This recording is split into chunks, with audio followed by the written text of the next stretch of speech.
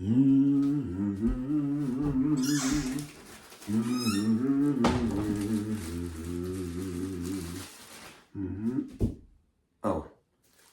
I was just going to eat one of these cookies. They're homemade. They're really good. But you know, this cookie reminds me of a story. I'll eat you later. The story is about a cookie and a 3-year-old. 3-year-old, smart, clever, sneaky. I know, I've had a few 3-year-olds in my life. Many years ago, way back when I was a young man, someone had gifted me a box of special cookies. They were imported. And the first bite of one of those cookies told me that the ingredients were the finest. The chocolate, the most expensive. So these cookies were just for me, and I was savoring them one a day, right from this pantry. Now one day, I opened the pantry door and got my cookies out. I was ready to eat that cookie, and I looked at the box. Is there a cookie missing? No, just my imagination. And I put the box back, ate my cookie. Didn't think any more about it until the next day. When I went back to the pantry and I pulled that box out, there are cookies missing. Somebody's snitching I know who it is. That little cookie monster of mine. Oh yeah, that little 3-year-old, he loves cookies.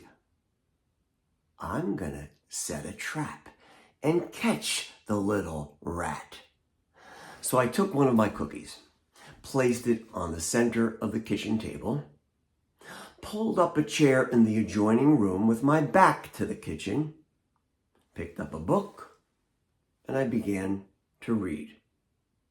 Well, I pretended to read, but from the corner of my eye, I could see the kitchen. And it did not take long. That little guy must have smelled the bait. He came running into the kitchen, and when he saw that cookie, he stopped short.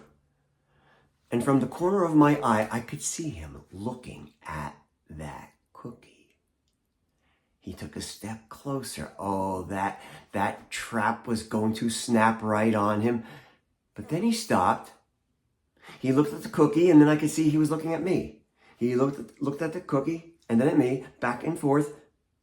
And then he stood there as if he were thinking, pondering.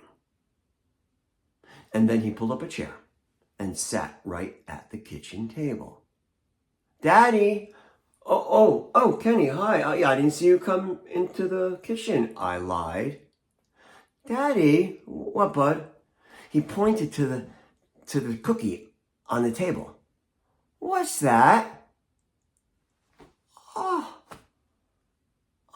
you know, that cookie was unlike the Oreos and the chocolate chip cookies that he had eaten. He had never seen one like that before. And here I was accusing him of stealing the cookies. Oh, I felt bad. So I got up and I walked over to him. Kenny, that's a special cookie. Would you like to share one with Daddy? Yeah.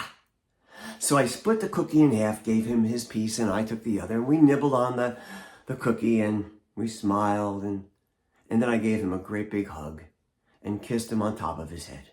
And he went off running to play. Now, I felt guilty for the rest of the day, accusing my little boy of stealing my cookies.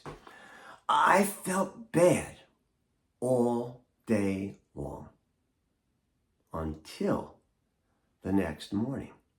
When I went right into this pantry, I opened the door and I stopped. I picked up the bag of Cheetos, the big bag of Cheetos that we had just purchased for an upcoming barbecue. There was a little hole ripped in the top and the bag was almost half empty. Did a mouse get in here? Do we have a mouse in the house? Well, I stood right here with that bag of Cheetos in my hand when Kenny came running into the room, and when he saw me, he stopped short. He looked at that bag of Cheetos, looked at me, pointed to the bag of Cheetos, and with orange Cheeto dust all around his lips, he said, "Daddy, what's that?"